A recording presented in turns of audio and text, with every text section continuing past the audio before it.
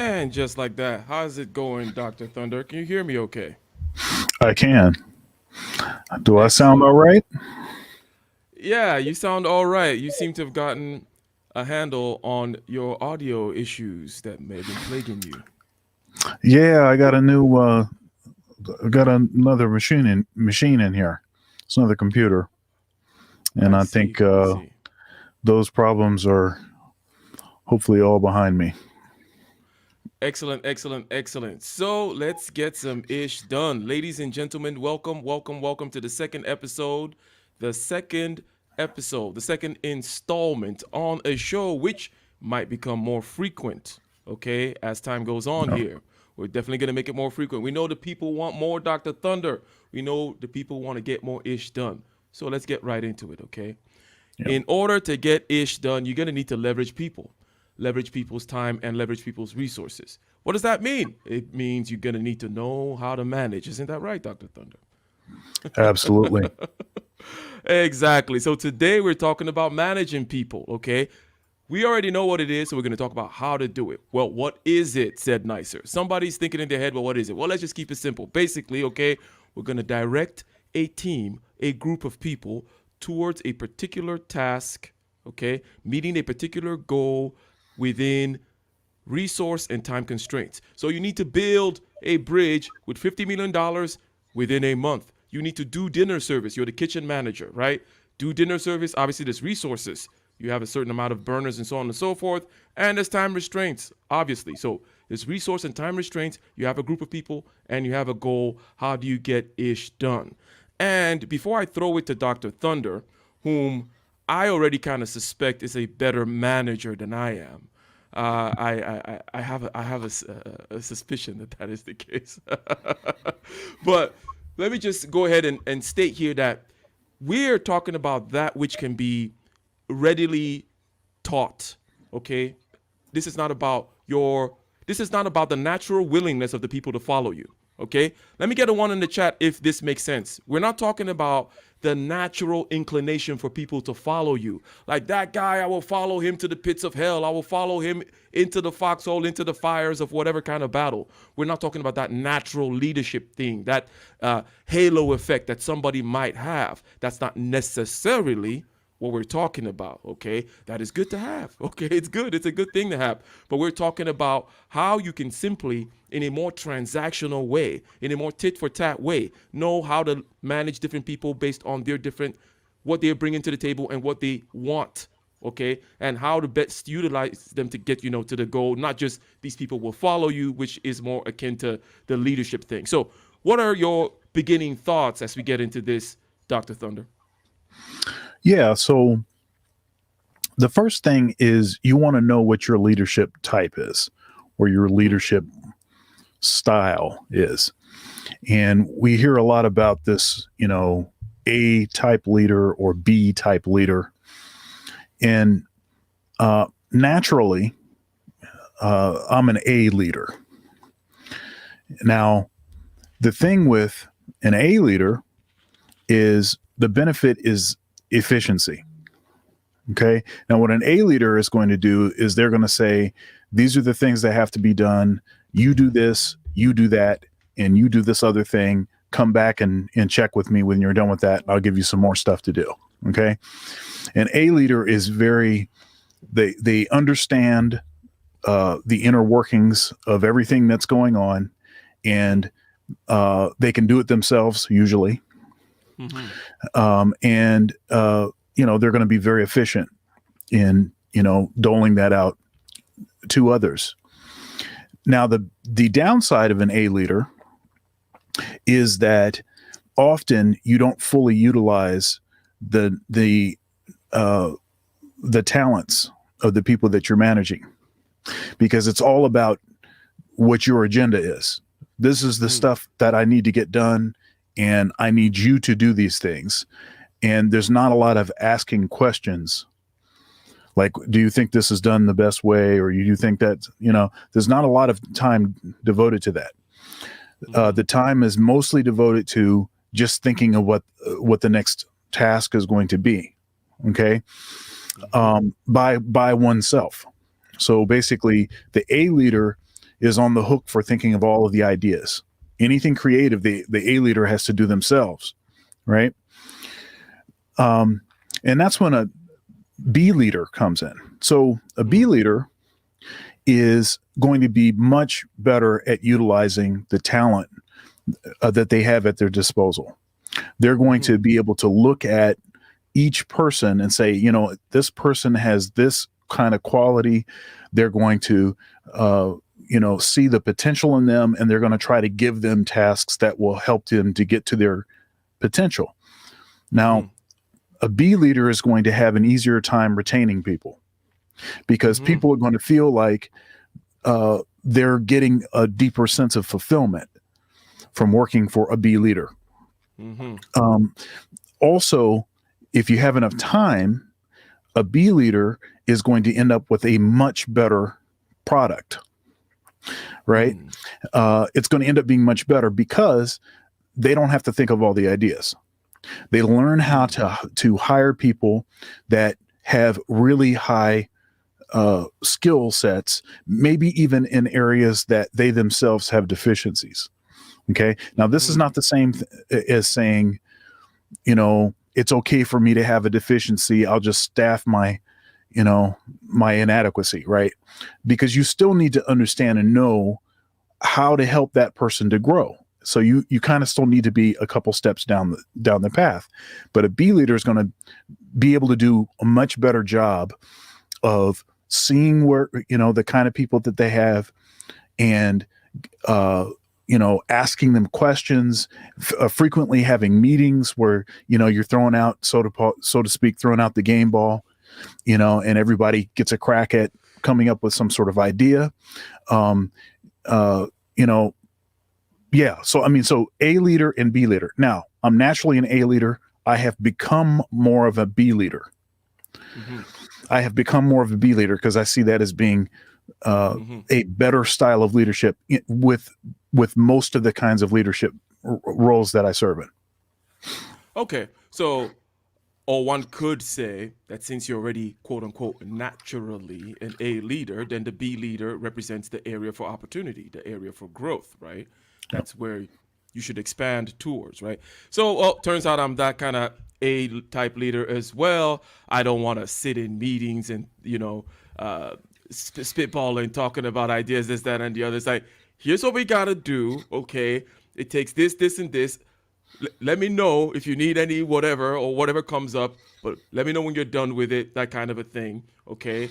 I tend to be, it's good enough, let's push forward with things.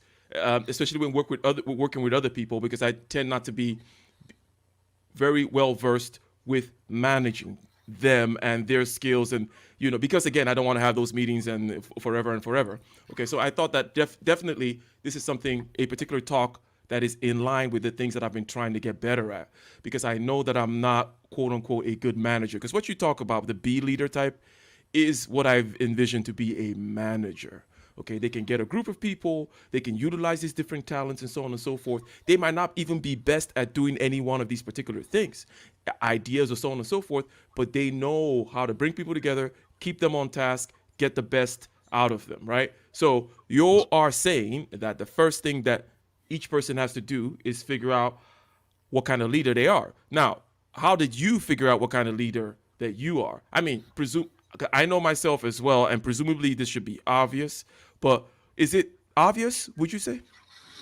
Well, I mean, there's that age-old thing, and, on your channel, we like philosophy, this whole know thyself business. And that may be actually the hardest thing to do, is to know yourself, because at least another person has the benefit of different angles of perspective on you, whereas you're kind of locked inside yourself, right? So there is that challenge. But I think, I think it's likely that if you're an introvert, you may be an A kind of leader naturally. And I think the sort of social interaction that's required to, I think, excel as a B leader, I think may make that more of an extrovert's natural, their natural orientation. However, my dad, who I think, my dad worked for state government. He was a high-ranking bureaucrat in Michigan, and he literally hired and managed and supervised hundreds and hundreds of employees. Mm-hmm. And I always was kind of, and I still to this day, I think about that because, of course, as my dad has gotten older, he's become much less sort of intense. I remember when I was a kid and there was no nonsense. You do this right now. I don't care what your opinion is, and that kind of thing. And I think that really was important that he did that. And I think I am the man that I am today because he would not allow me to make excuses. And he didn't even want to hear, me talk. He just wanted to hear me, see me get it happening. And so I always imagined him as being like this A leader, right? Because he wasn't really interested in what my opinion was, but I think that might be not the right way to read that, because I think in most respects, parents have to exhibit more A-type leadership traits, unless you want to screw your kids up.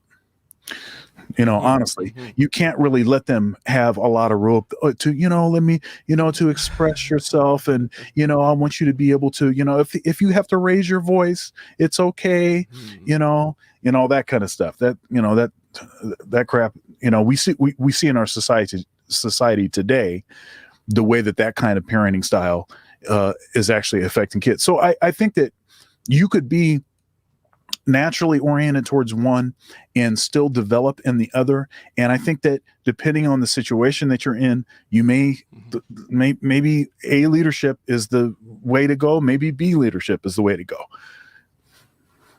100%. 100%. I was about to say, if we commenting on your father, yes, he probably had a natural way that he liked to be, but he was introspective, self-reflective enough to understand that there's a task before him, and therefore he has to now move towards this other direction, which is now I am trying to do more and more of, because I have my way. My way is, it's my way or the highway. We're getting it done. I don't want it. What are you talking about? What's all this complaining? Why do we have to meet? What's all this nonsense? Right. Just get it done. Just get it done. Okay. But I am finding out through introspection and then through close observation of my interactions with people, the reactions that the people have after our interaction, is I'm finding out that, for example, okay, I have a meeting with somebody, like on a Zoom call. I'm like, okay, we're going to do this, this, this, and this. Any questions? They're like, no questions. Is it clear? Yes, it's clear. And then the next day, it doesn't quite get done the way we talked about it. I'm like, but you said it was clear. Now, you may see where I'm going with this here. It's because of my style. They are not so comfortable with, that kind of back and forth interaction. Like, oh, it wasn't so clear, Ike. Can you say that again? There's just something about the way Ike talks that is just going to be like, I better not ask him to say that again. Maybe I should go figure it out myself. So at the end of the day, it ends up hurting me when I'm trying to work with these people. So I'm realizing, hey, I gotta, number one, realize my limitations and try to get better. But number two, bring in that B leader, as you mentioned before, because I want to be able to retain people, which is something that you mentioned earlier, that a good manager / B type leader will be able to retain people. So I need to systematize that, know it, make it more of a system, see that these reactions that I'm getting it's not gonna work. But obviously I would love other A type people to be in my team, like having an A right hand man where I could just be like, hey, this is what we're doing, and he's just gonna go get it. That's golden for sure. That's golden Absolutely. For sure. So let me introduce, okay, because that was basically know thyself, right? Know thyself, be introspective, understand the interactions. Shout out to Red Sings the Blues, by the way, before I start skipping over super chats. Okay. Shout out to Red Sings the Blues. He says, donation to my two favorite creators. Oh, well, thank you. Thank you, Red. Appreciate that. go ahead and subscribe to Red Sings and Blues. And also, please subscribe to Dr. Thunder's channel. I'm seeing already that Doug and other moderators are putting the link. Thank you very much. And also, we have another super chat. Thank you for the $5 from Dark Man Jeff. Something for the collection plate. Thank you, thank you, thank you very much. So, know the kind that you are. Know the kind that you are. Then I'm going to add this little simple thing here that came to mind while you were talking about that the A-type person may actually, because we are very comfortable doing everything ourselves, even though we know it's not, it's not the best, right? Because again, in order to get ish done, which was the way I started this thing, in order to get ish done, you need to leverage other people's time, other people's resources. You need to be able to gather a team, inspire them, and also then direct them towards the goal, and then staying within the time and resource constraints. Now, I have this thought though, and maybe it's a bias. I think that in order to be a good manager, you need to at least be able to or be abreast of the latest procedures, techniques, and so on and so forth.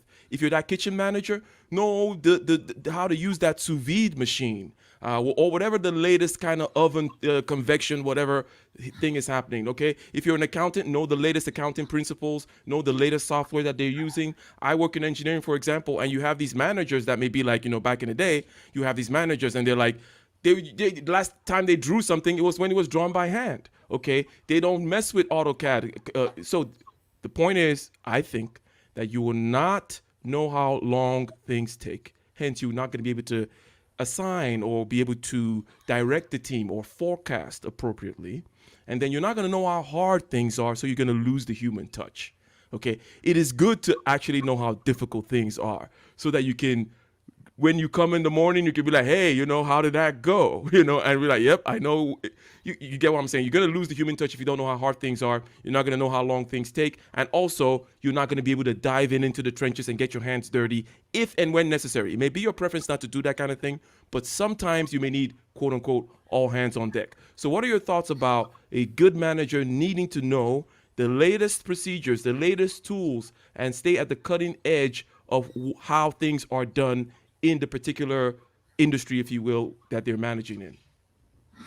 Yeah. So I think there are two sides to this.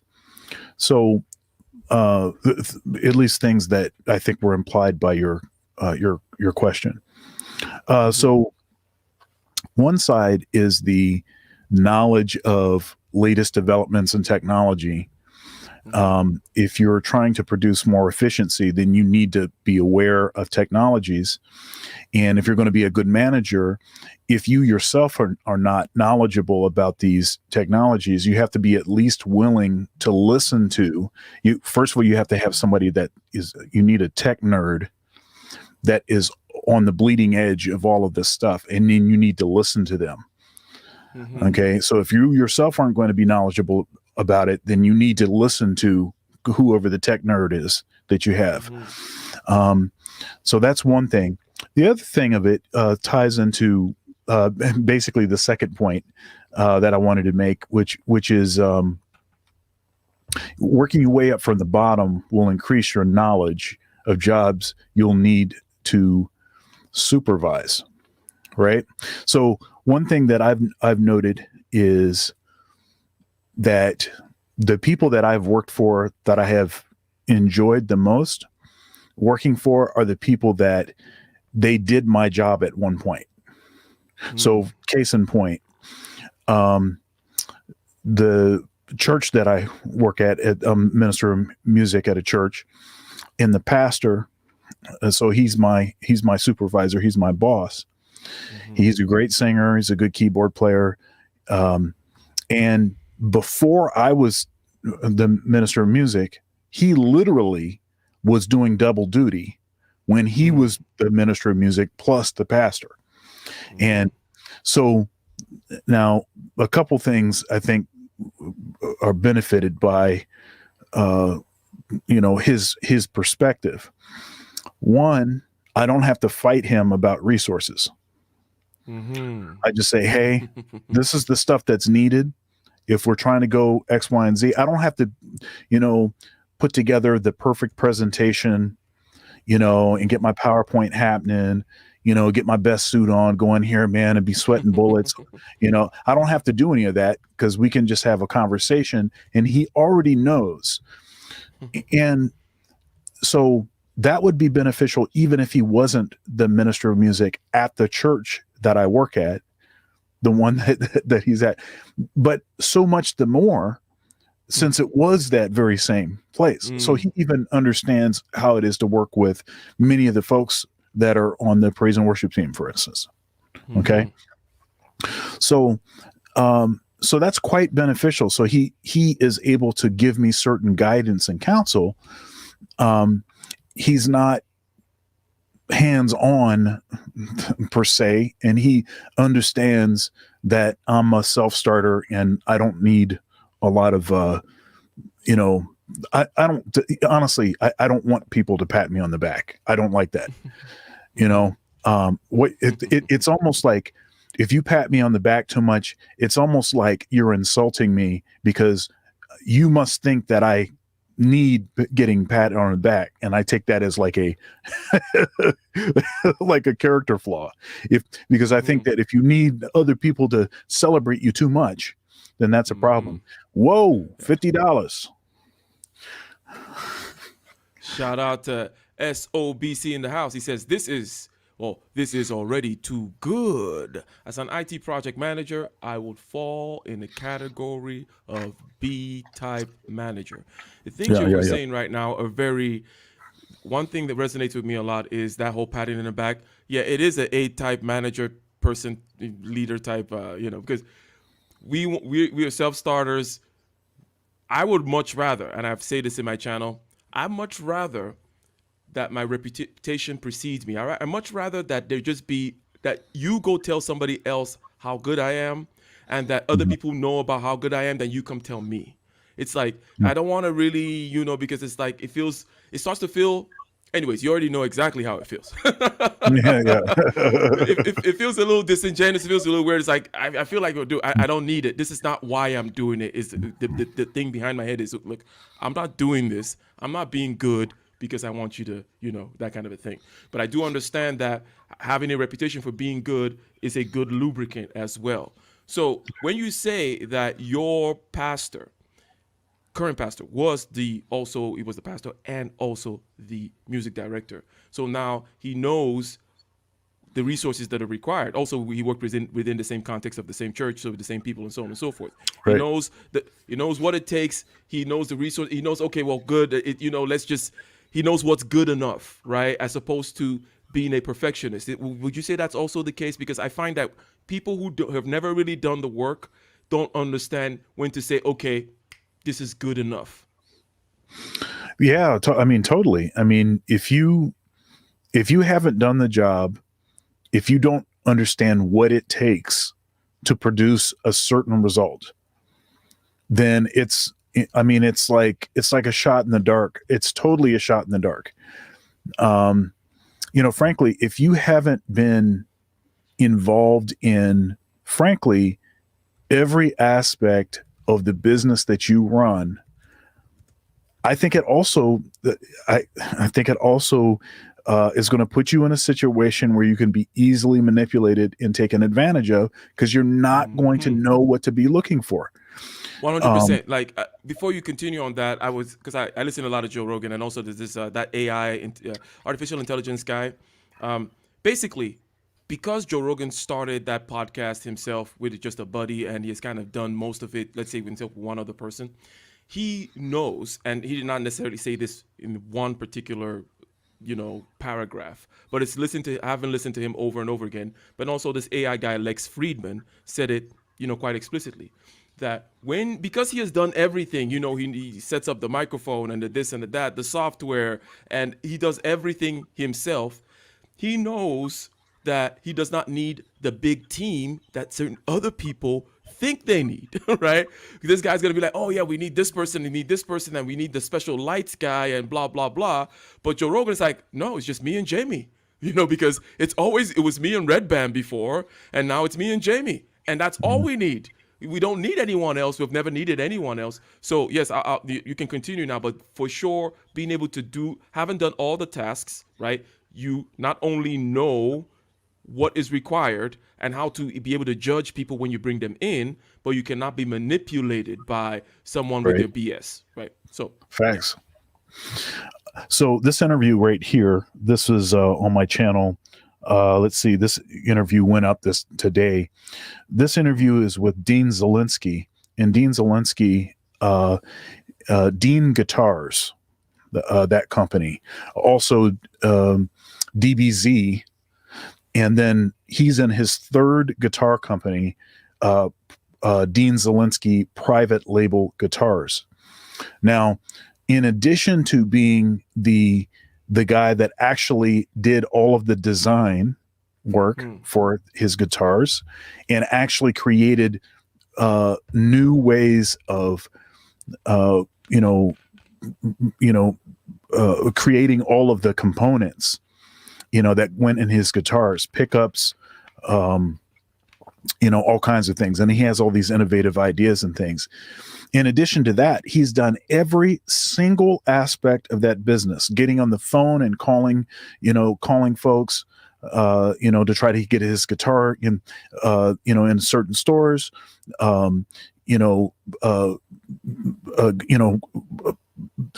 his stuff over to where, I don't know, Van Halen or something is playing, and he wants to get his guitar in the hands of Eddie Van Halen or something, marketing, any of the marketing stuff. That was a really good interview. If you want to hear about someone that has that kind of intimate knowledge of their company and the sort of benefit that you would get from that. But I'll tell you, there's nothing you can't replace that kind of intimate knowledge of the inner workings of what it is that you're doing. I remember when I moved to Columbus, back to Columbus. I was born in Columbus, but I was raised in Michigan, and I moved back here for the job at Ohio State in 2004. And when I was up in Michigan, because I had lived up there, I did 2 degrees up in Michigan. I had lived up there since I was 5. I had pretty extensive networks, and I could gig as much as I wanted to because of name recognition. It was just really easy to do. So I was gigging 5-6 days a week. Easy. I didn't even have to try to promote. It's just people kept calling me. And I was a little nervous about moving to Columbus and having to sort of start over with that. So to that end, what I did was I put a band together when I got to Columbus, and I was like, okay, it was a fusion band. I was like, okay. And then I said, okay, how am I going to get the band into these clubs? And to a lot of because Columbus is a much bigger market than the town that I grew up in. And so I was like, okay, so how am I going to do this? So literally I mobilized the band. We were sitting in my family room, and we made a demo. I recorded the demo, we were in there putting CDs in jewel cases, stuff in envelopes, for venues. And then another task we had was I was putting the book together of music. Same thing. We're in my family room, and we're packing the stuff together. And I'll tell you, there's nothing like having to do all of that stuff and understanding all that, kind of being an agent, being a manager, all the marketing stuff, understanding that stuff about your own company, your own brand, so that when you do ask other people to come in and assist, not only can you tell them specifically what you need them to do, you'll also recognize instantly when they think of a way to do it that is better. That goes right in line with what Snuggles is asking, right? It's like, how can you tell? Is it a vibe? So on and so forth. Look, if you've done something, like let's say, for example, within the music realm, if we just kept it there, because I have done similar things myself in terms of like, trying to get gigs, also doing the production myself, right? Slapping beats together, trying to do some mastering. Never was particularly good at it, but I know, what it takes. And then when it comes to, let's say, production wise, like, oh, I think maybe we should take out the guitar in this part, like simple little notes like that. Maybe I think this thing should be louder over here.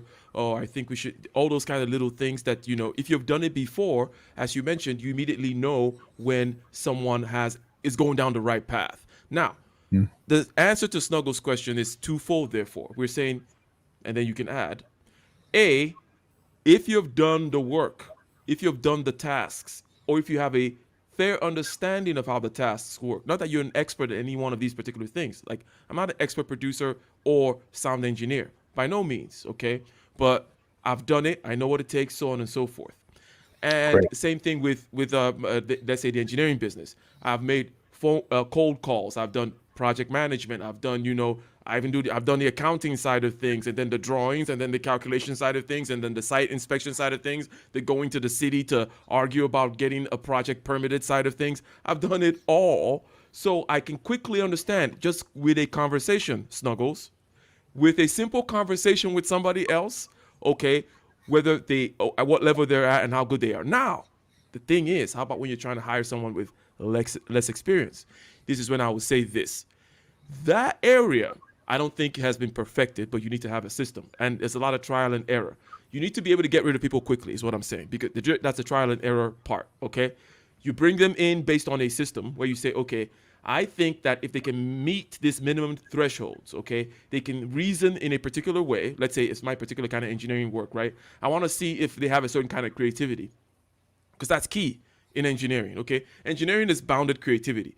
All kinds of chaos is happening. You need to solve the problem. You need to solve this problem, but it needs to work in reality, right? And then there's a budget and there's a timeline.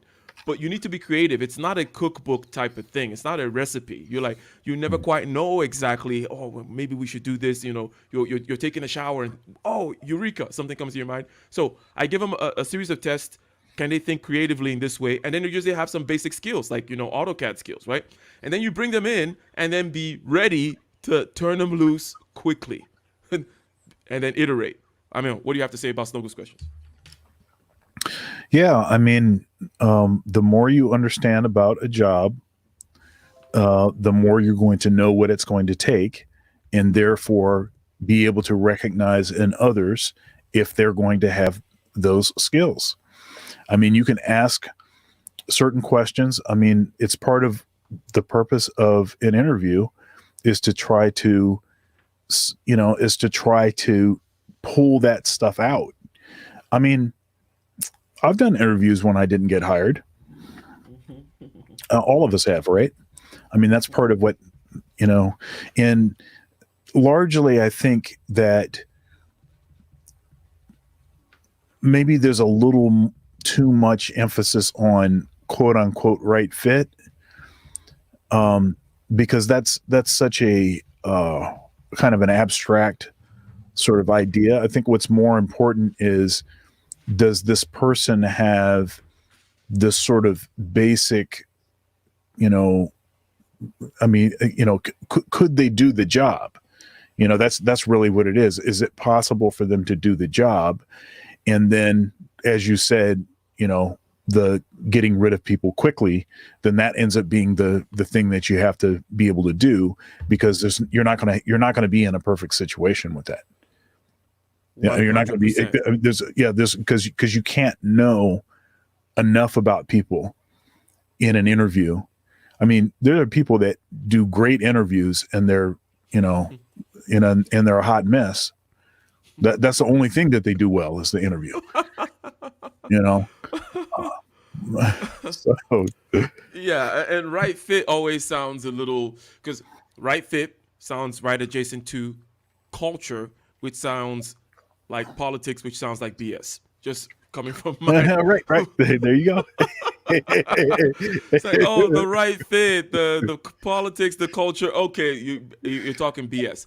However, okay, however, I do understand, but this is more of a unicorn thing because that right fit thing is they're building the mold based on finding a unicorn. The right fit for me will be, and I know I'm not gonna find this person quite easily, but whereby I don't need to really dig too deep into the person's skills. I can tell that this person has a drive, a passion, and they're just as crazy as I am while still being quite centered. In other words, right? That's the right fit, but I don't go looking for that en masse. You can't design a system trying to find that guy. No, there's like two or three of them, out No. there. So I think that that whole culture thing is great for large organizations. Okay, large organizations whereby the person doesn't really matter as long as they fit into a system, right? Then you can do that. But if you're small to medium sized kind of outfit, it's not about culture. It's about efficiency, getting things done, and so on and so forth. I mean, what do you have to say about that? Or would you agree? Yeah, I think you can get away with more the bigger you are, probably. But uh, still, even in a big organization, I still think that it's still the same sort of situation. And uh, I just think I think it's kind of like this term. I hope this is not too abstract. The term musical. So I hear people sort of cast shade on people that are like ultra talented by saying stuff like, well, they can play, but it's just not musical, or it's just not what I want to hear. And the thing is that, of course, musical is a very subjective term. It's very subjective. So what's musical for one person might not seem musical for someone else. And so really, rather than even entertaining any thoughts about if this is musical or not, since we know that's subjective, don't even talk about that. Let's just talk about the quantitatives. Mm-hmm. And everything else, that's will sort of work itself out so long as they have those quantifiables. But again, it's not none of it's perfect, because I mean, you have folks that maybe they have multiple personality disorder, and you just happen to get the good personality during the interview. And then somebody else shows up for the job every day. 100%. Every day. 100%. The musical thing, it's almost like, okay, you have a chef, okay, they're a good technical cook, but you just don't, there's something about their souffle. It just does not, it's not like your grandma's souffle. Like that, it's almost like saying the same kind of thing. You're like, I just don't like it hits all. So quantifiably, you need to think in terms of things that you can quantify. Okay, does the souffle have the right texture? Does it have the right amount of X, Y, and Z? Does it taste like, so on and so forth? And can it be replicated? Okay, because that's what you're trying to get. Okay, then go to your grandma for her souffle. Okay, but rather than trying to do this kind of thing. Yeah, so I think that makes perfect sense. So far, ladies and gentlemen, we have said that number one, you need to know the kind of manager that you are. Are you an A-type manager? Okay, the type who's self-starter, just get it done. I don't want to talk a lot about it, and so on and so forth. You have very high expectations, generally speaking, and you tend to be able to do the entire work yourself. Type B manager, whom in my mind is more of a manager, and type A might be a great leader. Type A may be somebody that you can follow by example. You're like, I'll follow type A person, but type B person, he will sit there in the boardroom and listen to me. He can utilize my skills. He knows how to combine and build teams and so on and so forth. Okay. So know the type that you are. If you're a type A type, learn how to be more of a type B type, which is the journey I'm currently going on right now. And then also you're a better manager if you understand all the different, the entire spectrum of tasks that are required for a job, right? And I broached this subject by saying that you should be aware of the latest procedures and methods. Don't be that engineering manager that doesn't know anything about computer aided drafting, because what tends to happen is you will think that it's actually easier. But as tools evolve, standards also evolve, right? So you're thinking, oh, these kids, they have computers to do everything these days. It should be quicker. And in my day, we used to, it's like, but the standards are also different. And you've never used the tool. So how do you even know it's actually easier to draw on computer than to draw by hand? You actually don't even know. So it's one thing I noticed right out of school. These managers that never really use the tools that you have, they think they don't know how long things take. They cannot commiserate because they don't know how hard things are. They cannot forecast, and on and on and on and on. So basically, also, besides being the ability to forecast, the ability to commiserate, the ability to also select the right types of people in an interview process, for example, or know, hey, that's a good producer, because I know what producing involves, right? And that little thing he did right there, the fact that he even thought to ask that question, that's my guy. You're that kind of a thing. And then also, you're not going to be fooled. You're not going to be fooled into, well, we need this and we need that and we need the other. It's like, no, we don't. I've been doing this all by myself. I think we need two people. And you're not that other person, as a matter of fact. So, and then let me broach the other thing I wanted to bring up, okay? Yeah, you got to learn to work with teams, okay? You got to learn to work, okay? But let me broach the other thing, which is, it's kind of obvious, right? You don't manage everybody the same way, wouldn't you say? That is 100% key, okay? And there are a number of dimensions along which people differ. Not all of them are relevant to getting a job done. You know, people have different skin color, different weights. Nobody gives a damn about that. But there is a dimension, let's say creativity, which is relevant to how you manage somebody, okay? And I would like to just throw this particular one, because another dimension is let's just start with creativity. Let's not throw too many things on the table yet. One dimension is creativity. In other words, if you have this hyper creative, unbound creativity type person, okay, they tend to be feelers. For those Myers-Briggs, or the psychological type people tend to be more feelers, and so on and so forth. What do you do with that kind? Do you put them in straitjackets? No. Here's what happens. You go into, you're the type B manager type, which you should be, especially with this type, okay? And you're doing your brainstorming thing. You'll say, hey, David is this wild creative guy. You know what? We're trying to come up with ideas for this, and this, right? And maybe you have some time actually right now for him to do his thing. When David starts saying all kinds of things, in my view, don't try to stop David and say, hey, that over there, how about if you turn it this way? How about if we develop it that way? That's not David's thing. David's job is to show up and throw up. Just let them keep on going. You're going to see that they're going way left in some weird direction. Don't stop them, okay? It is your job to later on go and sift through all the stuff that David put on the table, find the gems, what's relevant to the job, because you're going to find like, oh my God, because here's the thing about this type. They'll come up with things you would have never thought about, but they're not the best to develop it. They're not even the best to know why it was relevant. They're just going to throw all kinds of things. Let's say in music, this kind of music, like they're very good at just like throwing all kinds of melodies out there. And, how about if we do that? How about if we do that? But you don't want to stop them and be like, oh, how about if we, it's like, no. Don't try to work on it with David, okay?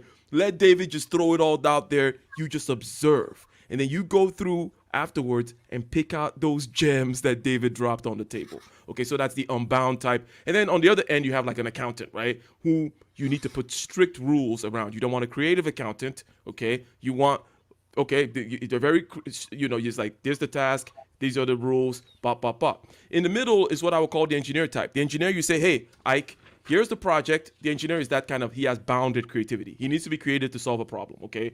We need to go to Mars. We need to create this app. We need to debug this software. We need to solve this particular problem with, the seismic anchorage of this particular equipment on top of this building, whatever it may be, right? You need to get it done by Tuesday. Go. That's how you manage the middle, the bounded creative type. You give him the parameters. You don't go over his shoulder and look. He can handle it, but you give him the deadline and the parameters, and you say go. For the very not so creative type, you put you gotta it's transactional, tit tit tit tit tit.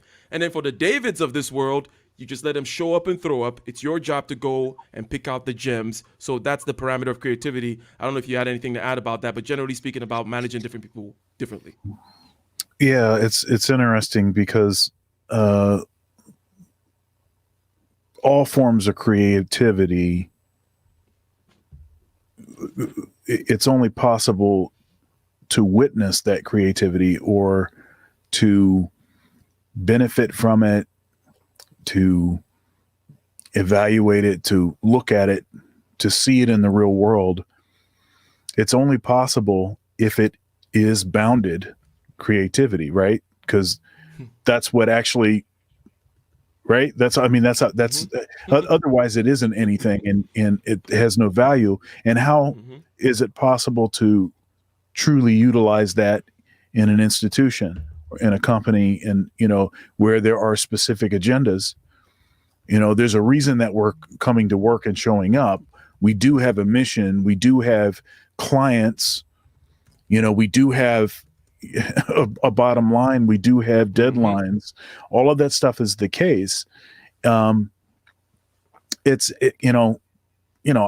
of course I know, I know a bunch of really, really creative types that have always sort of struggled with structure, and what I have tried to do is try to show them that the structure is not the enemy. This whole kind of outside of the box, terminology where people think that they've said something profound because they say, hey, it's outside of the structure. It's outside of, it's like, well, really what you're saying is that the structure or the box is bigger than you thought it was. So really it was your mind that was small, that was not capable of seeing, the actual largesse, the full scope. And so, but what I try to do with super creative types is I try to help them to see the value of the structure. And what I try to do with folks that need a lot of structure in order to thrive, accountant types, people that if you give them the rules, they're going to stay within the rules. It makes them feel more comfortable. It makes them feel as if they have accomplished more. It reduces stress. It's like what happens with kids. If I just let my son do anything that he wants to do, I don't make any comments about anything that he does. I just allow him to have free reign. He's going to be super stressed out.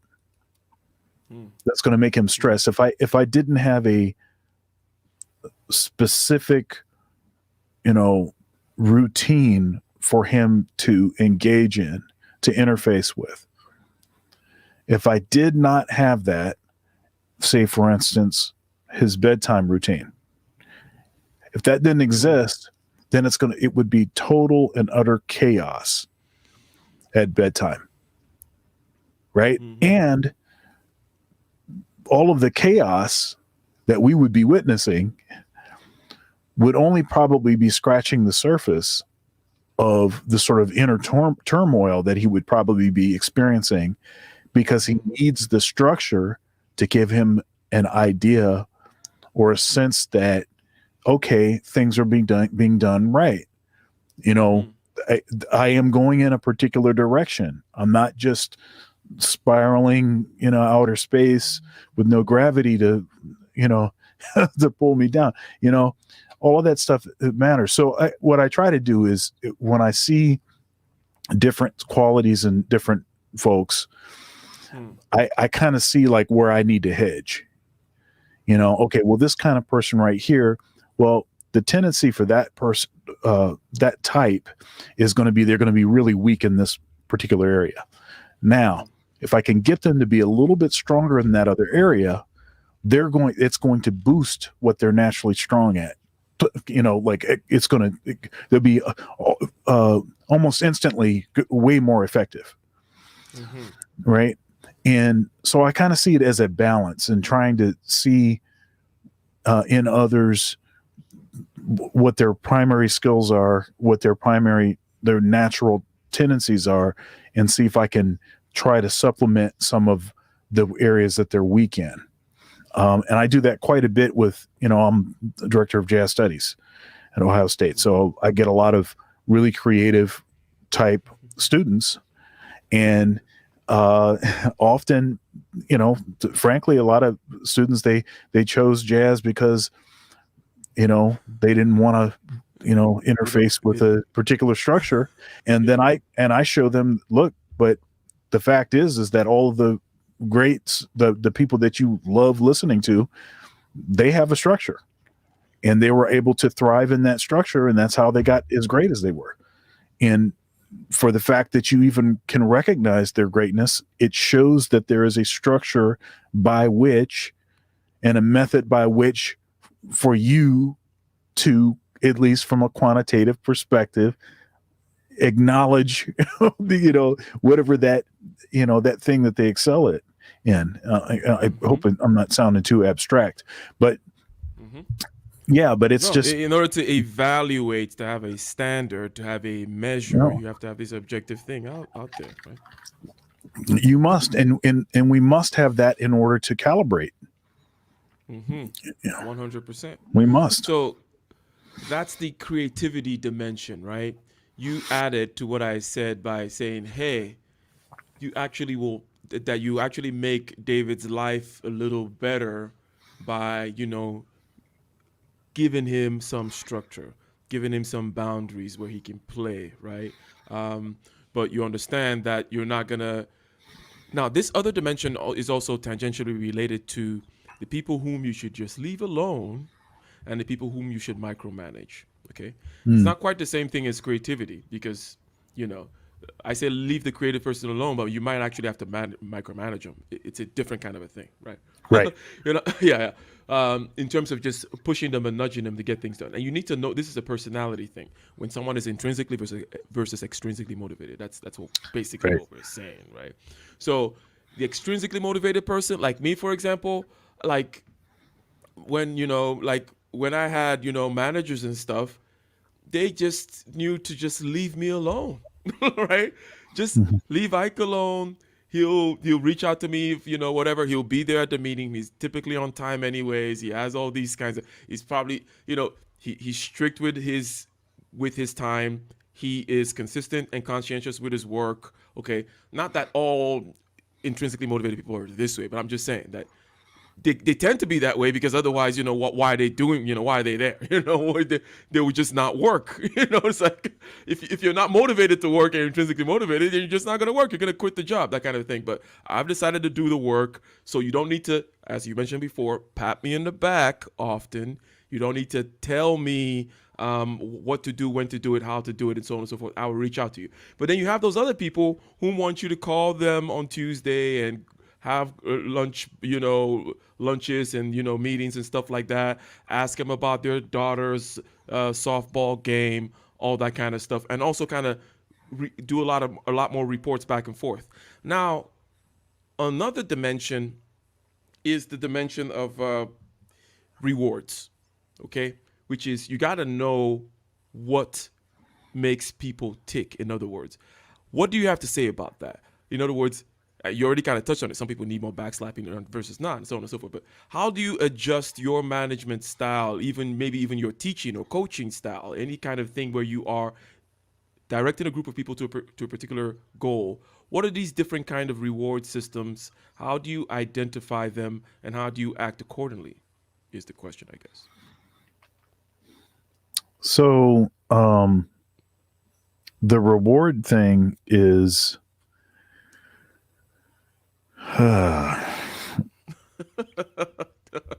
So something that I find that I have learned about myself is, though I don't really like, I like people to just basically leave me alone and let me, and trust that I am capable of doing this, like, you hired me, this is my responsibility. um you know Now let me do my job, that kind of thing. And I recognize that they're in an institution that's big enough. You have to be aware of the way that things are being rewarded, because you don't want to be on the deficit, on the deficit side of that equation, because that could be uh, that could be an indication of a lack of priority for what it is that you do. So you need to sniff that out. So you have to be aware of certain things. And so rather than sort of doing the turtle thing where it's like, I don't care if somebody is seeing what I'm doing or not, I know I'm doing the right things. I think that can be a common mistake that someone that is more of an introvert and more of a leader, more of a self-starter, more intrinsically motivated, that kind of thing. You have to be aware. You have to be aware of what's happening, and even if it's just to try to make some decisions about the way that you want to do it. And what I have found out about myself is that my tendency is to do a lot of backslapping. Okay. That you do it even though you don't want it done with you. Yeah, I think I do more of it than I would want someone to do to me. That is interesting. That is interesting. I think, and it's totally because I perceive a certain deficit or a certain issue with maybe the way that I'm oriented. Not that it's bad, but I'm trying to sort of see what the blind spot is of that. Yeah. Look, it is easy. It is rare. It is intrinsically motivated people, intuitive introverts are rare.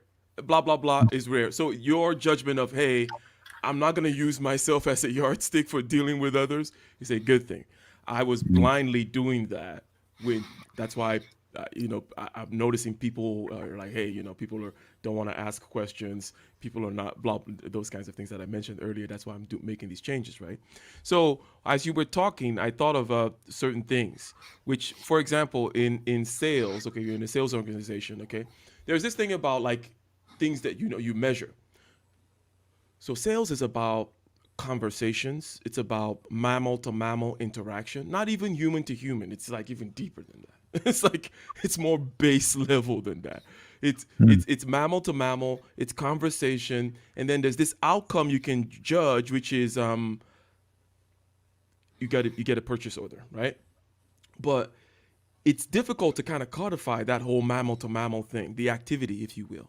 Okay, so people make this mistake of now, let's create a whole bunch of parameters for us to judge. How many calls you're making, how many emails you're sending out, how many blah, blah, blah, blah, blah, blah. In other words, you now create this game, and then people, once you gamify something, people will game the system, right? So people can, you want me to make 20,000 calls? I'll give you 20,000 calls. You want me to do these kinds of emails and send out whatever? You want me to do webinars and collect 7,000 emails? I'll do webinars and collect 7,000 emails. But that does not reach the mammal to mammal level or the conversation and so on. So those things that are difficult to judge and reward. So for me, also being that A type, intrinsically motivated type, I was always like, all this stuff you guys are doing about, let's measure this and let's look at that, and it would be great if we keep all the data. It's like, that's not really what's moving the business. That's not really what's going to get stuff done. And the reason, by the way, why we're not selling as much today maybe it's because the product just sucks, okay, right now, and Yeah. we know it sucks. And until we make that upgrade in June, it's not gonna improve. So all this stuff about, oh, we're gonna get this new thing and we're gonna measure this and do, it's like that's not really what's gonna happen. And that's me sitting just kind of looking from the, like, twiddling my thumbs, being like, here they go again with all these things, when don't we know it's because the product sucks right now, that kind of a thing. And there's another kind of thing too, because you can kind of influence the targets, in terms of like, oh, here's the beginning of the year. What should the target be? How should you grow your territory or grow your numbers? You want to, you 50% here. How do we judge you on this particular product line? Getting a new client to grow, or I mean, getting an existing client to grow, getting new clients, adding a different product line, all these kind of different parameters. And people try to game that so much because they're looking for those rewards. And one thing I've noticed about myself is I'm just like not interested at all, in like, because I'm just gonna go with the natural contours of what works anyways. It's like Right. I'm not gonna be like, oh, no. I think we should do this. Then I'll be able to set up this client this way. I'll be able to make these ones grow. I spot already like these 5 new clients I can meet that particular parameter. So I'm gonna go there, and then it's just like, it's so. Anyways, so I totally understand you with regards to that reward thing. Okay, but definitely different people get rewarded in different ways. The people whom you should just leave alone and just respect their work, okay? And then the people whom need more backslapping, it tends to be more of the case. Last conversation, we mentioned the coronavirus thing, right? Whereby people are not getting a lot of time to come together to do that kind of social thing, is affecting the more extroverted, perhaps Oh, extrinsically right. motivated people more, Oh, right? yeah. So I don't know if you wanted to add more to that, because basically we're talking about how you treat different people differently. We talk about the creativity parameter, or the creativity dimension, and then now we're talking about that rewards, different things that different people want dimension, and how you different manage the team. See, I talk is cheap, right? So like when we talk about rewards, someone can tell me, "Oh man, you sound great, or you're doing a great job," and X, Y, and Z, and then I have my annual review, and then I look at my check, and I'm like, my check didn't say what you just said, right? I care what my check says. I mean, you can pat me on the back if you want, but the way that you can really show me is you can put some more zeros on that check. That'll communicate that you value me, that you that you see really what it is, what my value is to the institution. So I'm very kind of cut and dry with that, but other people are not like that. And I had to realize that. I just, in some cases I was actually,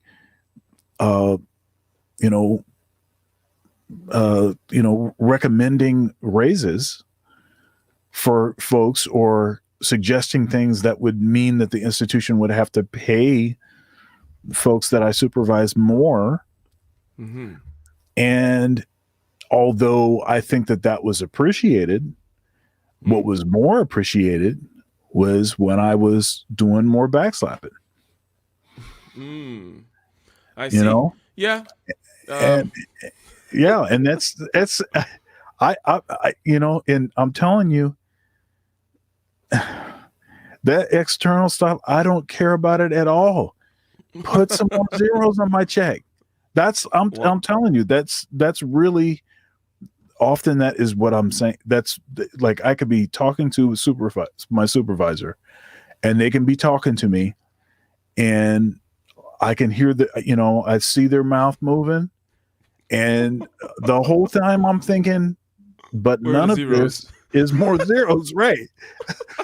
I don't know if you watched The Office or not, but Stanley had decided that he wanted a raise, and so he was playing his position, you know, in Scranton against I guess the Utica branch or whatever, and so he really didn't want to leave, but you know, Michael was trying to talk to him, and Michael was saying, we can't give you any more money right now because, and he says, money. He's like, but it's just, is that the only thing that money? But this money. That's the only way. He didn't care about the backslapping or any of the, none of that crap matters. It's how many more zeros are on my check.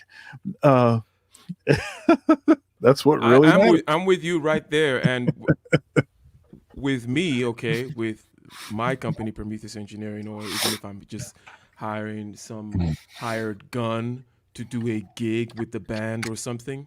Look, I believe in paying people, right? Yeah. Pay them. If you're good, your business will be profitable, right? Let me not say that. In other words, you need to know how to maximize your profits anyways through other means, right? And be good and be able to get money from the client. You have your sales game and your marketing game down, your negotiation game down with the client, okay? But when you now say, hey, Mr. Engineer, Mr. Project Manager, Mr. Drafter, I'm trying to hire you to do something for me, don't start penny pinching with these people, okay? Especially if you have decided to hire them. Presumably, you've done your homework. They've met these particular parameters, so on and so forth, okay? Don't be stingy with it. Go ahead and give them the money because that way, because I'm going to be hard on them, right? Not because I want to, because I'm but because the work is demanding, right? And that is how I'm able to get that money from the client anyways, is because we always meet their deadlines and we're good at what we do, so on and so forth. So I'm going to pay you.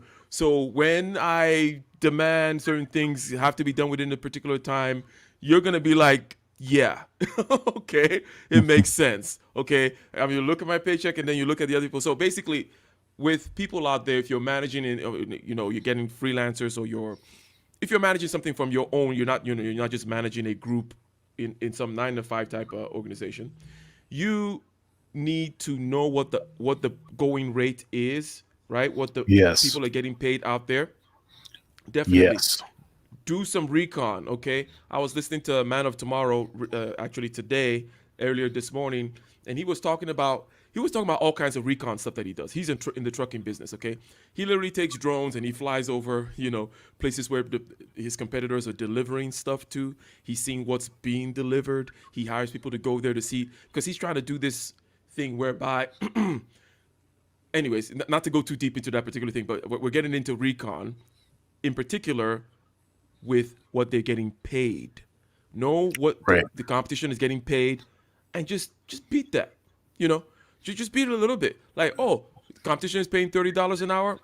I'll give you $40 an hour. It's no big deal. Okay, I'm doing my job right. And if I'm doing my job right and it's the right kind of job, I'm getting $400 an hour from the client, right? It's like, anyway, so that is super key. Yeah, that whole thing about knowing, you got to know what the competitors are paying, because look, it's too easy for people to find out that they're getting underpaid. It's just too easy. Mm-hmm. It's too easy. Okay. If you know that you're being underpaid, you don't want people to have to sort of see what is the case is companies are relying on your need for consistency, right? Like, okay, I live here, I've been here for such and such years, my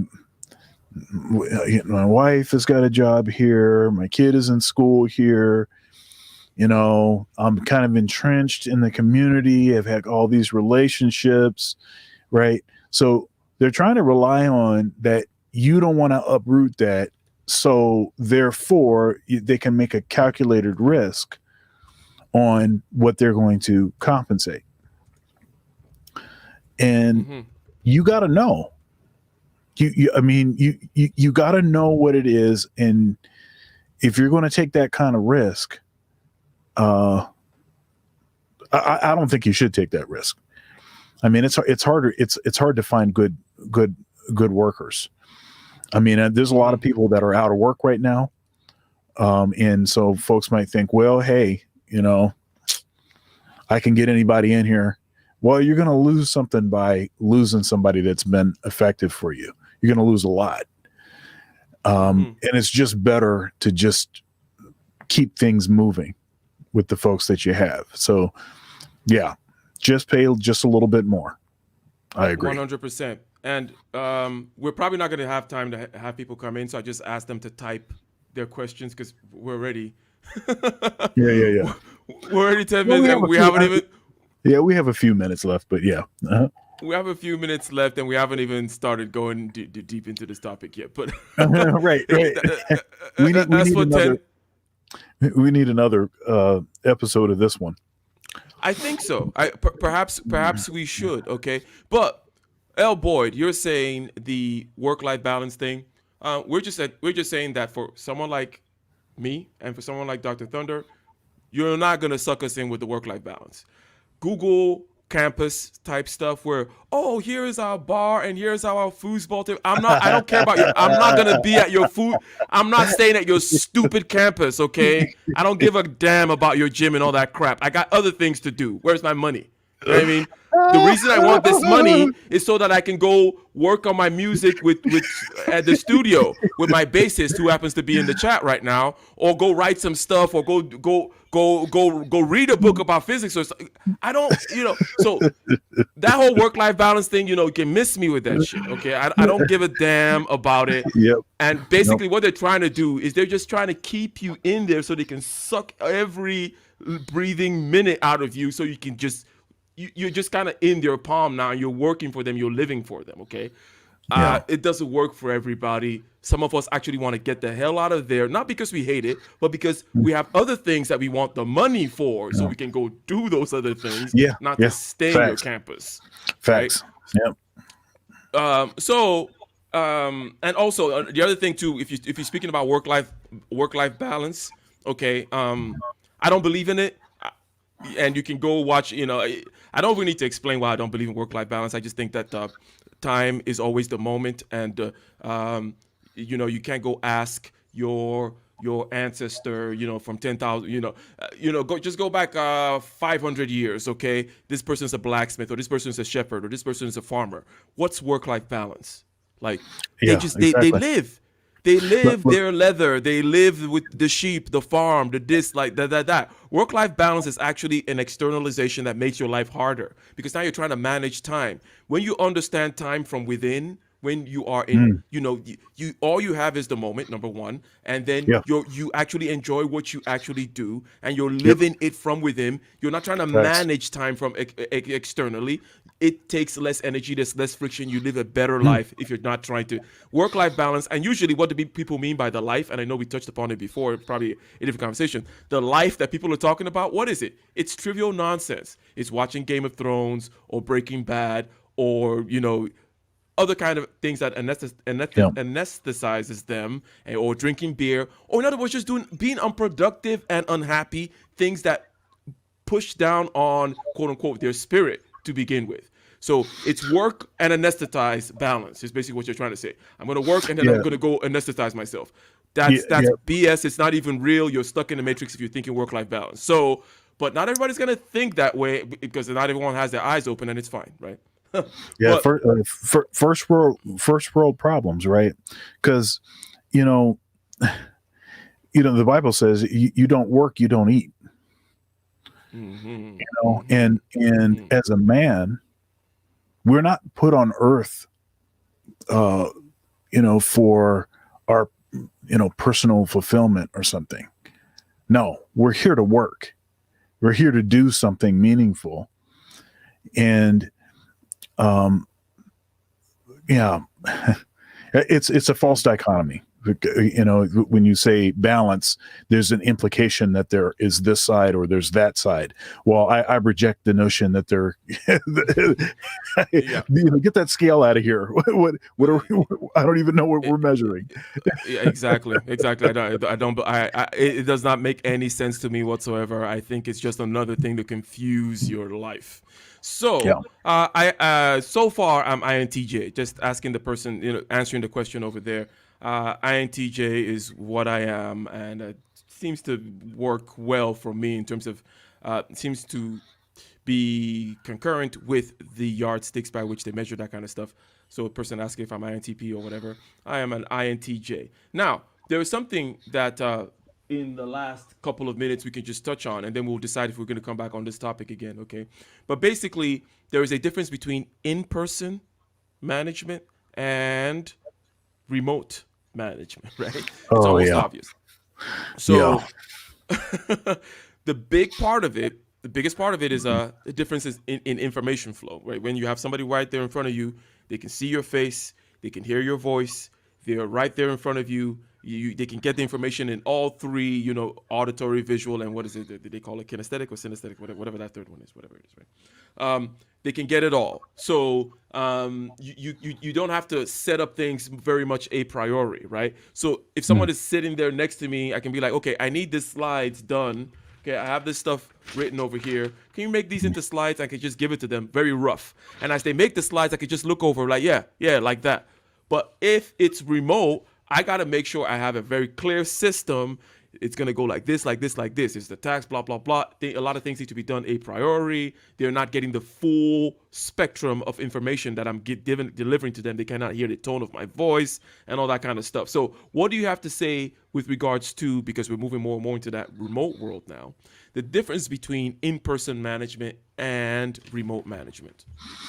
Okay, so the first thing I think of is, and this may be somewhat different from your implication, but I'll just go with what it is, how I heard it, and we can talk.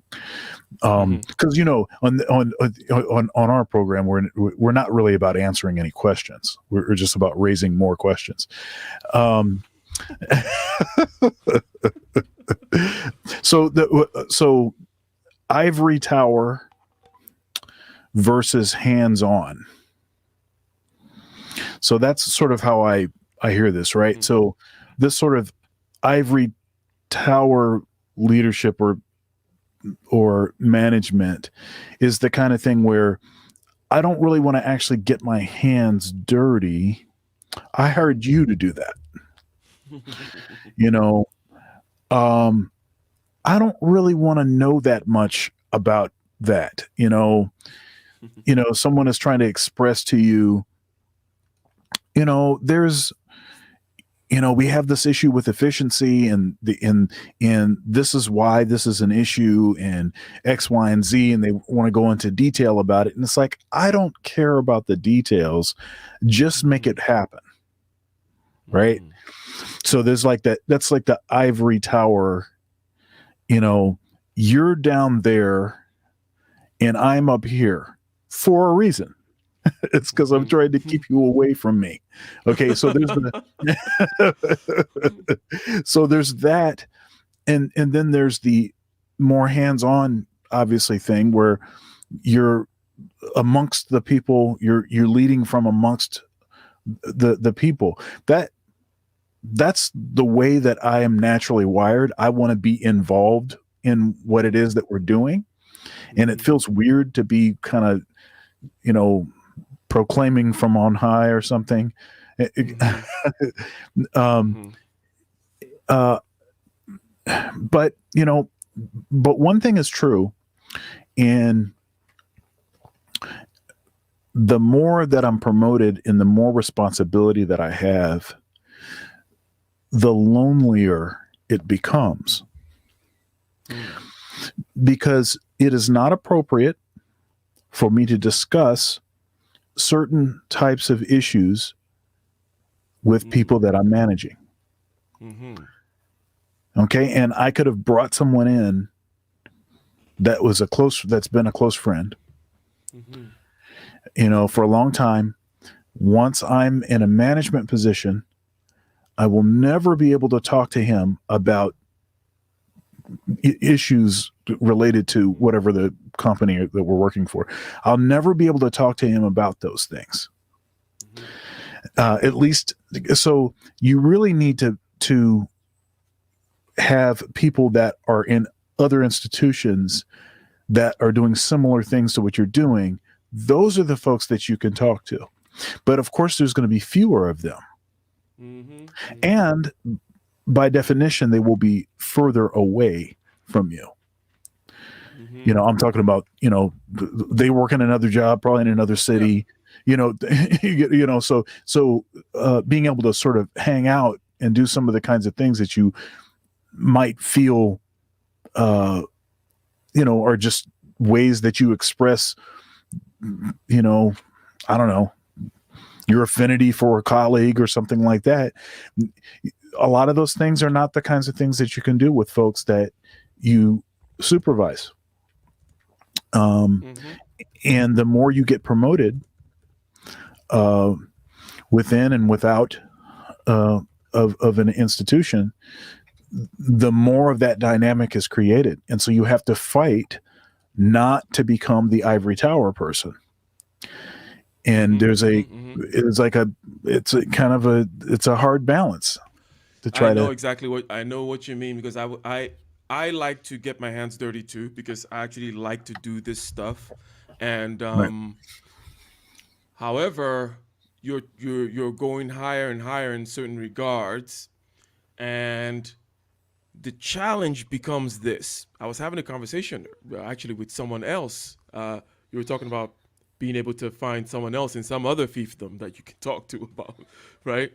And I was saying that I forgot how good I got at this particular one thing. We're talking about just one particular aspect of my job, right? And because I work so damn much, right?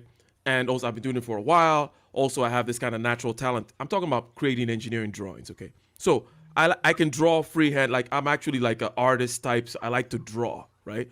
So forget engineering drawing. So I have that kind of visual kind of creativity going already, okay? Then I'm good with the engineering design type, which is, you know, the solving of the problem, coming up with a solution, whatever.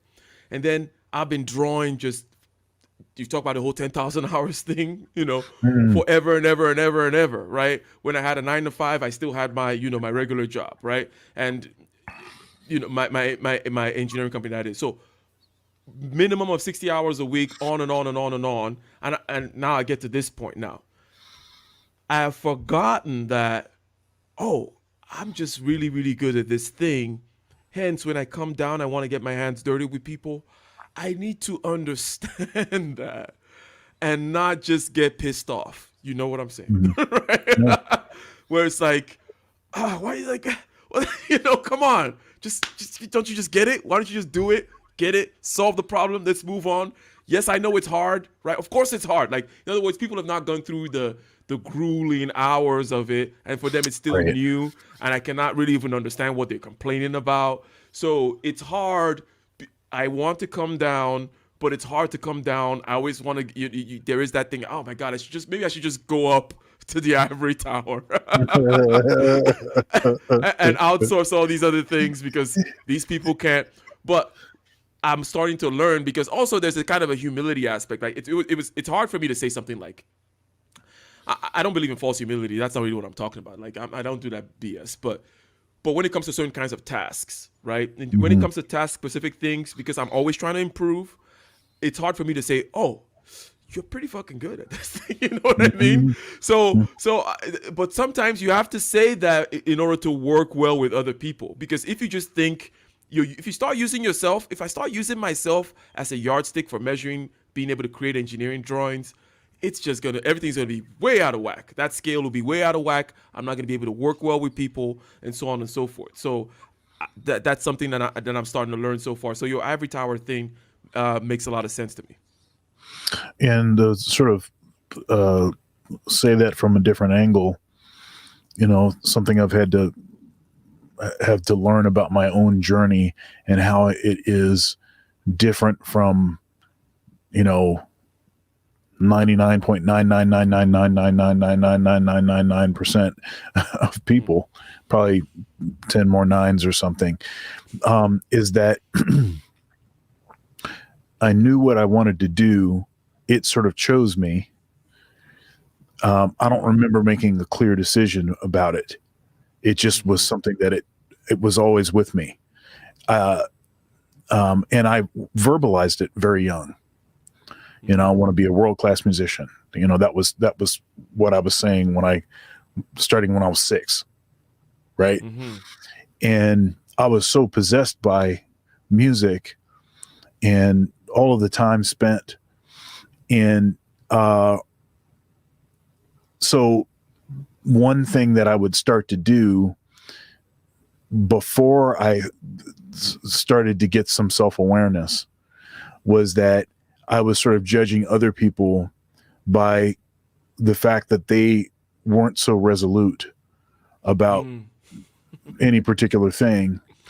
You know, and that's not the right approach, because it's not their fault that that's the case, because I'm the weird person.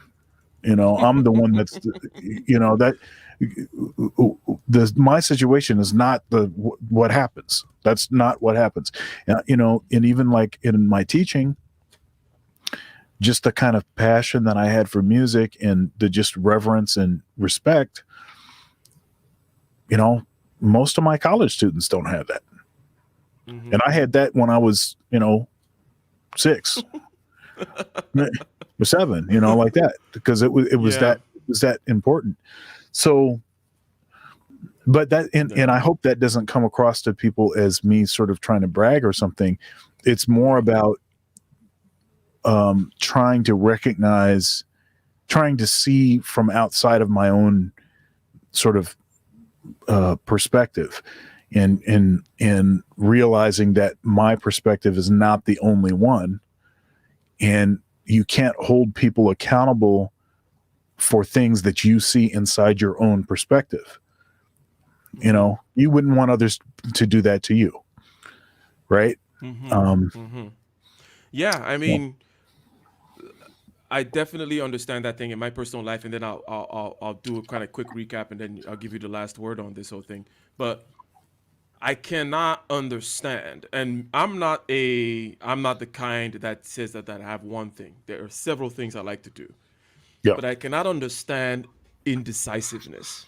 Is the one thing I don't get it. I'm like, why did you do all that, and now you're thinking, like, why is this even a question? Why you? There's almost a sense of, and I'm just being brutally honest, right? Almost a sense of disgust that I feel about it. I just feel like I can't trust this person. Okay, what's wrong with you? Okay, why can't you figure it out and then do it? How, you know, you're just being blown around in the wind, blah blah blah blah blah, so on and so forth, right? So now I've just learned to, okay, well, especially now that I've started to learn also about this personality thing, in terms of where people, there's a certain kind of extroverted focus that people have in terms of their senses, their sensing, and their feelings, and their cues, and their this and their that, and blah blah blah. And it's like you just have to then, okay, well, let them. And as a matter of fact, my type, probably very similar to your type, right? There's this thing called an intuitive feeling that we have, whereby it's like we have a very strong sense of something internal there, right? And we cannot understand why someone else doesn't have that. You're like, Yeah. where is your core? Is what we're thinking, right? Right. Yeah. But it's not the same for everybody. Is what I'm starting to learn, and I'm just gonna have to leave it alone, right? But ladies and gentlemen, such a small percentage of the population have that. Yes. And it's, yes. I mean, but the thing is if you're not, you know, open to seeing, or if you're not even asking the question, you know, it's very easy to just think, and I did that for a long time.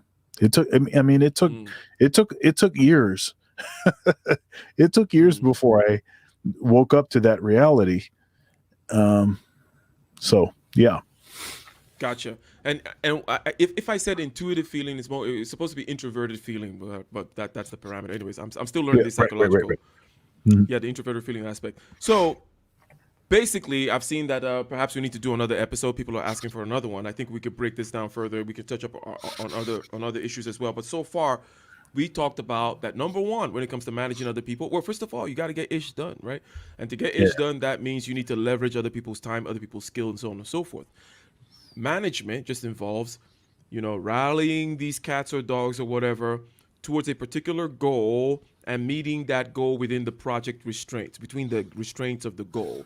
And they tend to be resource and time restraints. I need to build a bridge with $50 million in the next year. I need to do dinner service with 6 burners within the next 6 hours. That kind of a thing, right? So first, you need to know: are you a Type A person, Type A manager, right? The kind that you like to get your hands dirty. You tend to be able to do all the stuff by yourself.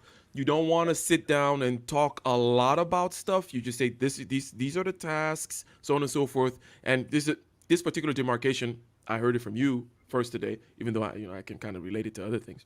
But know the type that you are, or you're a Type B manager, whom is more of the manager, because I just look at Type A as a natural leader type. You can lead by example. People tend to Mhm. want to follow you because you have a strong core, right? And people want to follow you, but you're not necessarily the best manager, right? So you need to then learn to be more of a Type B manager type, and this is people who can look outside, see the different resources and the different things that different people have to bring to the table, know how to reward them. In other words, they're going to be more open by definition to the talking and the back and forth and the different iterations and so on and so forth, in order to bring a team together and get that task done. And then moving further, you gotta know how the job is done, how the job is currently done right now, all the different aspects of the job, when the job, how do we get clients, okay? What's our marketing campaign like? What's our selling like? When the client asks for a quote, what do we give them? Well, after we give them the quote, what do they give us? Okay, what are the information that we need to ask the client in order to start the job? How many iterations, blah blah blah. All the aspects of the job you need to know so that you can manage appropriately, because you're going to therefore know how long things take. You cannot just be the manager that the last software you used was, Lotus 123 or something like that, right? No, be familiar with, the Excels and the new things and so on and so forth. That way you know how long things take. You can commiserate because you know how difficult things are, and then you can be a good judge and a good, shall we say, forecaster, and you're not going to be deceived because you know exactly what these skills are, what they take, and so on, and you can judge who is good at what, so on and so on and so on. And definitely we then mentioned also that you have to be able to manage different people along different parameters. There's one parameter which is key here, which is creativity. Some people are more creative than others. Another one is, well, how much should I leave somebody alone versus not leave them alone? And we know intuitively what that means, right? Some people need to be micromanaged. They actually want to be micromanaged. Some people can't stand it. Don't talk to them. Just leave them alone. They'll deliver. Okay. And then another thing is the rewards. Some people need a little bit more backslapping. Some people need a little bit more office meetings and picnics and lunches and so on and so forth. Other people don't like it. They can't stand it. Okay. They don't care about your foosball. They don't care about your let's go have a beer after the conference. Because right after the conference, I'm like, I got 6 songs to write. I got to call this other person. I got to do this, and this. I don't want to go drink beer with you guys. No, it's not. Yeah, I get it. You guys are going to have fun. It's going to be bowling. And, but it's like, I don't want to do it. So understanding that kind of difference is super key. And then we what, rather than keep on going about how, because I think we're going to have a different conversation also, but let me give you the last word and a little bit of capstone that you want to put on my recap so far. Well, I think this is just the beginning of this topic. I mean, I had, I don't know, 10 points, 12 points or something, and I think I made about 3 points off of the list. So there's a lot of, I think, nuance that we can pull out, I think, on this topic. But the big thing is, if you know what your tendencies are, then you can sort of hedge or you can supplement, areas of deficiency. And then you can take that same skill that you've developed of looking at yourself, and then you can start applying it to others, right? And then when you start to see certain traits, certain positive traits, you'll start to notice that they will accompany usually other traits that aren't as positive, that usually are a deficit, because no one person is going to have everything, right? And then if you can help people to develop some of those areas a bit, it's going to end up boosting the total package. And I mean, those have been things, and that stuff is not easy to acquire, that information. It first starts with really asking yourself a lot of questions and figuring out where you are personally. And then I think some of the skills that you'll gain from successfully wrestling with that issue, it'll help you to, I think, to manage others. 100%. I think that the next time, and we got to figure out the next time we do it, perhaps the next 2 weeks, maybe next 3 weeks, but I think it should be sooner than a month. We're going to come back with part 2 of this topic. And, because the things I want to talk about, the fact that things always change in a project, or things always change in a team. The actual members of the team might not be static. The goals are not static. All kinds of things. So change management is key, and how we understand that and do that will be that we could probably have another hour and a half conversation just about that one, right? Absolutely. No. So, ladies and gentlemen, thank you. Shout out to Xanatos Clutch. Shout out to all the super chatters, the Cash Appers, even though I haven't seen any Cash App come through, but it tends to come through afterwards because of the, whatever little weirdness with the Cash App itself. Shout out to Doug, L. Boyd, always nice to see you here, and Young Swift and everybody. Today we talked about management. Go ahead and subscribe to Dr. Thunder's channel. Thank you, Doug, for going ahead and posting that. And we will be, Dr. Thunder and myself, we will be having our own theme song for this particular show, okay? So I am not going to be using my, my beginning song. I didn't play my song in the beginning, and I'm not going to be ending it with that either. So, ladies and gentlemen, we are going to see you in about 2 or 3 weeks, and we will continue this topic on management. Shout out. Thank you very much. Peace.